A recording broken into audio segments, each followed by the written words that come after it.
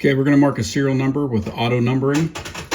We have a customer's number that's a static number. This number will always remain the same, dash, and then after the dash is where they want the serialization to start moving.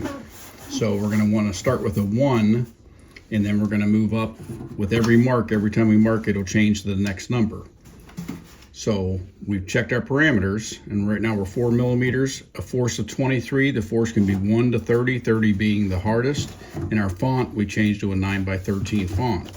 We have to create a second line. So we'll come down to the second line, and then we'll hit the F4 button, and we will pick auto numbering. We will accept auto numbering. The first number, you can change it to whatever you want, but we're going to keep it at 1 because they want 1. Incrementation of 1, so it's going to change from 1 to 2 to 3 to 4. So we have that set. Once we're on that second line, we want to make sure that the second line is the same parameters as the first line. So we'll go to our F3. We see 9x13. We're going to strike it at 23 force, and our character height's going to be 4 millimeters, identical. We'll escape out of that. When we look at our preview screen, which is the F5, you can see that it's in that position because I moved it in that position earlier.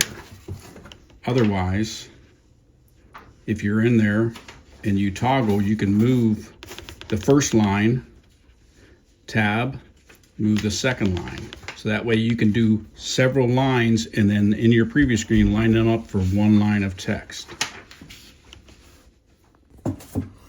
Now after you create the file, you can then save the file. Very simple. You hit the F2, you hit the F5 because F5 wants to create the file, and then we will put in here test. And then hit OK, and now it is saved. So if we get rid of this file, and there's nothing on the screen, once you power the unit up, hit the F2, you can see test right there. Name it whatever you want, toggle to it, and then you can pull that up, and all the parameters that you set the first time are set, and it's ready to go for the next time you mark.